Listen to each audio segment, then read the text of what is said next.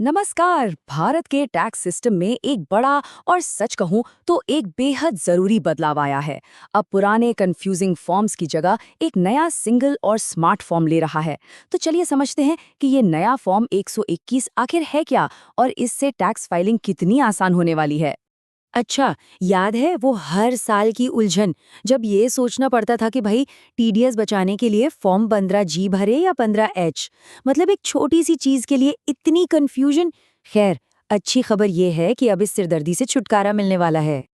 देखिए, पुरानी परेशानी एकदम साफ है। एक था फॉर्म 15G जो 60 साल से कम उम्र के लोगों के लिए था। दूसरा था फॉर्म 15H जो सीनियर सिटीजन्स के लिए था। अब आ गया है फॉर्म 12(1) जो उम्र के इस झंझट को ही खत्म कर देता है। एक ही फॉर्म सबके लिए, और ये 1 अप्रैल 2026 से लागू हो जाएगा। तो सवाल ये उठता है कि इस बदलाव की आखिर जरूरत ही क्यों पड़ी। देखिए, पुरानी व्यवस्था में दिक्कत सिर्फ 2 फॉर्म होने की नहीं थी, इसका असर बहुत बड़े पैमाने पर पड़ रहा था। अब जरा इस नंबर पर गौर कीजिए, 1.9 करोड़। जी हाँ, लगभग 2 करोड़ लोग हर साल इस 15G और 15H की कंफ्यूजन से गुजरते थे। ये कोई छोटा मोटा आंकड़ा नहीं है ना।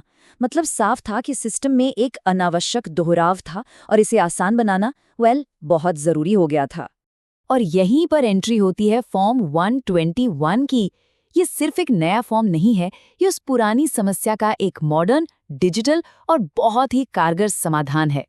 तो फॉर्म 121 असल में है क्या? इसे एक तरह का स्टॉप साइन समझिए, जो आप अपने बैंक या पेमेंट करने वाले को दिखाते हैं। ये एक सेल्फ डिक्लेरेशन है जिसमें आप बताते हैं कि देखिए, इस साल मेरी अनुमानित टैक्स देनदारी 0 है, तो प्लीज मेरी इनकम पर टीडीएस मत काटिए। और ये बात गांठ बांधने वाली है। ये फॉर्म आपकी इनकम को टैक्स फ्री नहीं बना रहा।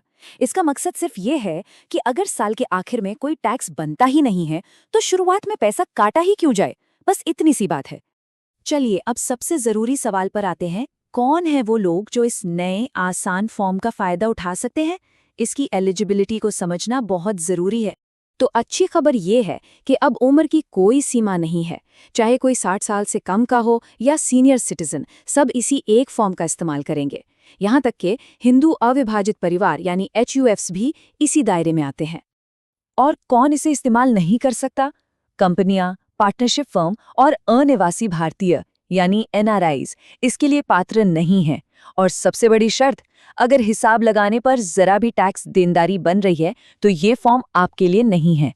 तो निचोड़ यही है, आपकी जो भी कुल अनुमानित आय है उस पर सारे डिडक्शंस लगाने के बाद अगर टैक्स 0 आता है, तभी आप इस फॉर्म को भर सकते हैं। यही इसका मूल सिद्धांत है। ये बदलाव सिर्फ फॉर्म का नाम बदलने जैसा नहीं है। इसके पीछे एक पूरी की पूरी नई और स्मार्ट प्रोसेस काम करती है, जो सिस्टम को पहले से कहीं ज्यादा पारदर्शी और असरदार बनाती है। इसका दायरा भी काफी बड़ा है। मतलब बैंक डिपॉजिट के ब्याज से लेकर डिविडेंड, किराए की इनकम, पेंशन, PF विड्रॉल, यहाँ तक कि म्यूचुअल फंड से होने वाली आय पर भी TDS रुकवाने के लिए इसका इस्तेमाल किया जा सकता है। यहाँ पर एक बहुत बड़ा और कह सकते हैं एक जरूरी बदलाव आया है। अब जब भी कोई ये फॉर्म भरेगा तो उसे अपने पिछले 2 साल के इनकम टैक्स रिटर्न का ब्यौरा देना होगा। मतलब वो जो एक्नॉलेजमेंट नंबर्स होते हैं ना, वो बताने पड़ेंगे। इससे क्या होगा? इससे पूरी वेरिफिकेशन प्रोसेस बहुत ज़्यादा मजबूत हो जाएगी। और ये सिर्फ टैक्स पेयर की जिम्मेदारी नहीं है। जो पेमेंट कर रहा है, जैसे कि बैंक, उसकी भी अब बड़ी भूमिका है। वो आपसे फॉर्म लेगा, उसे एक यूनिक आइडेंटिफिकेशन नंबर यानी UIN देगा, उसे डिजिटाइज करेगा और हर 3 महीने में इसकी रिपोर्टिंग इनकम टैक्स डिपार्टमेंट को करेगा। पूरा सिस्टम अब कनेक्टेड है। ये जो UIN है ना, यही इस नए सिस्टम का असली हीरो है। ये 26 कैरेक्टर का कोड ये पक्का करता है कि हर डिक्लेरेशन को टैक्स सिस्टम में यूनिक तरीके से पहचाना और ट्रैक किया जा सके। इससे कागजी फॉर्म वाले पुराने लूपहोल अब बंद हो जाएंगे। तो इन सब बदलावों का असल जिंदगी में क्या मतलब है? चलिए ये समझते हैं कि इससे आम टैक्स पेयर और पूरे टैक्स सिस्टम को क्या-क्या फायदे होने वाले हैं। तो एक आम इंसान के लिए इसका क्या मतलब है? पहला, सरलता। एक फॉर्म, कोई कंफ्यूजन नहीं। दूसरा, बेहतर कैश फ्लो, पैसा हाथ में रहेगा, कटेगा नहीं। तीसरा, कम झंझट, अब रिफंड फाइल करने और उसके इंतजार का सिरदर्द कम। और चौथा, पारदर्शिता, सब कुछ आपके एनुअल इन्फॉर्मेशन स्टेटमेंट यानी AIS में दिखेगा।